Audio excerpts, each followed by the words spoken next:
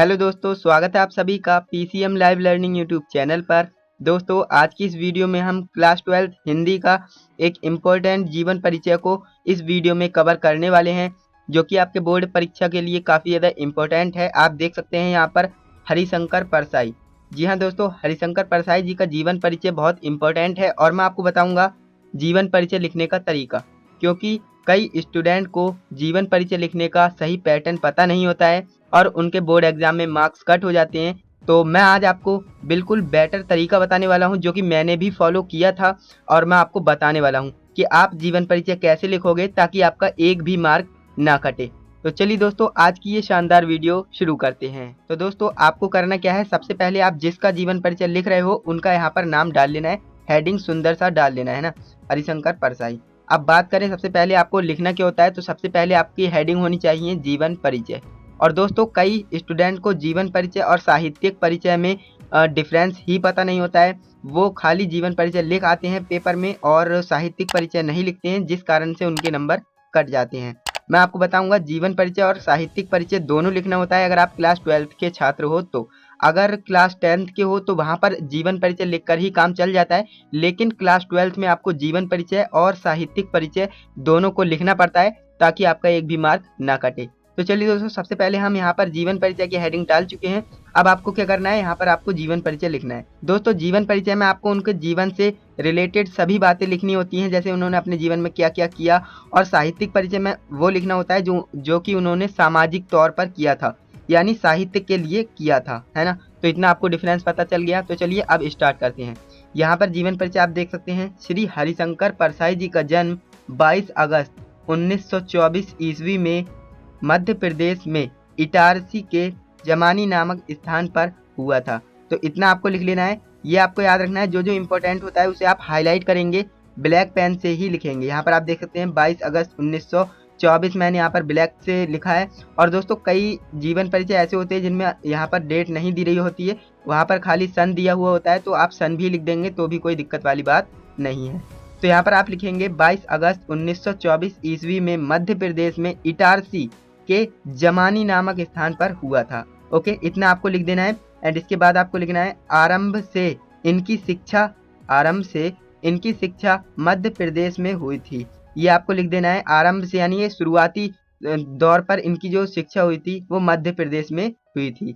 इसके बाद आपको लिखना है नागपुर विश्वविद्यालय में इन्होंने एमए की परीक्षा उत्तीर्ण की, यानी एमए की परीक्षा इन्होंने पास कर ली। कहाँ पर? नागपुर विश्वविद्यालय से। ओके, मध्य प्रदेश में नागपुर विश्वविद्यालय से इन्होंने एमए की परीक्षा उत्तीर्ण कर ली थी। ओके, एंड इसके बाद आपको क्या लिखना है, यहाँ पर आप देखिए, यहाँ पर आपको लिखना है इन्होंने वसुधा नामक साहित्यिक पत्रिका का संपादन किया, यानी जो वसुधा नामक पत्रिका है वो इनके द्वारा ही संपादित की गई थी।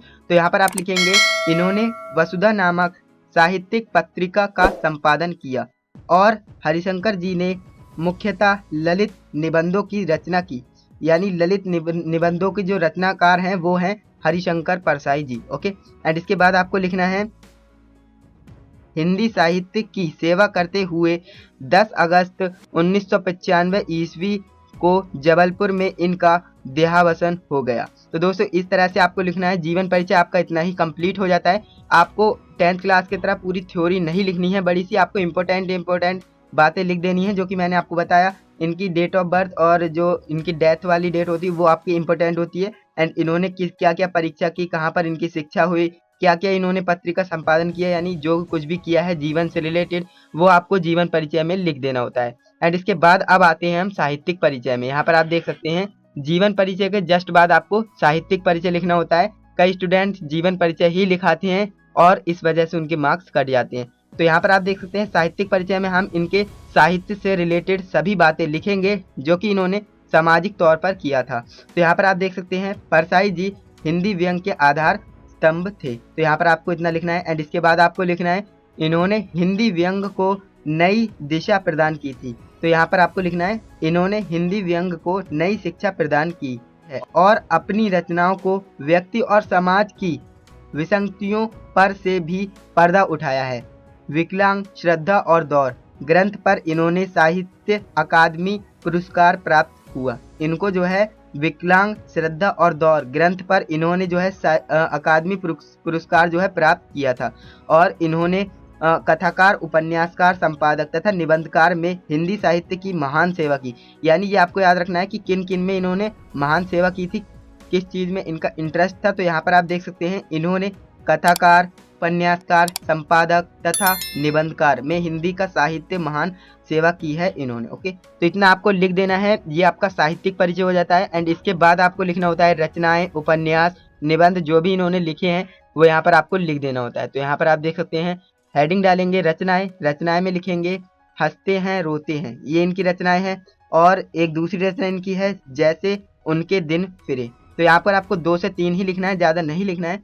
इसके बाद आपको उपन्यास डालना है, उपन्यास में भी आपको 2 से 3 ही लिखना है जो कि इनके उपन्यास थे। तो यहाँ पर उपन्यास देख सकते हैं रानी नागफनी की कहानी, ये आपकी इनकी एक जो उपन्यास था। एंड इसके बाद जो है तट की खोज, ये भी इनका उपन्यास था।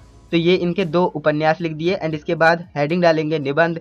निबंध इन्होंने लिखे काफ़ी हैं बट हमने बता दिया आपको 2 से 3 ही लिखना होता है। तो यहाँ पर तब की बात और थी, तब की बात और थी, ये इनका एक निबंध हो गया। दूसरा निबंध है इनका बेईमानी की परत। तो ये आपके 2 निबंध हो जाते हैं। तो इस तरह से आपका ये कंप्लीट हो जाता है। तो दोस्तों ये जो तरीका मैंने आपको बताया है, अगर आप इस पैटर्न को फॉलो करते हो तो आपका एक भी नंबर नहीं कट सकता है, बिकॉज काफ़ी इंपॉर्टेंट तरीका है ये और काफ़ी बढ़िया तरीका है जीवन परिचय लिखने का। जीवन परिचय के साथ साहित्यिक परिचय भी आप लिखना, ऐसा रहे कि आप खाली जीवन परिचय लिखा है या फिर सिर्फ आप साहित्यिक परिचय लिखा है। तो आपको दोनों ही लिखना है। और काफ़ी इंपॉर्टेंट जो है जीवन परिचय था हरिशंकर परसाई जी का। तो आपको ये बिल्कुल अच्छे से तैयार करना है। दोस्तों वीडियो अच्छी लगी हो तो वीडियो को लाइक कीजिएगा। एंड चैनल पे नए हो तो चैनल को सब्सक्राइब भी कर लेना, क्योंकि हमारे चैनल पर आपको इसी तरह की इंफॉर्मेटिव वीडियोस देखने को मिलती रहती हैं। तो चलिए दोस्तों आज की इस वीडियो को हम यहीं पर एंड करते हैं। हम मिलेंगे किसी नेक्स्ट वीडियो में किसी नए टॉपिक के साथ। तब तक के लिए जय हिंद, वंदे मातरम।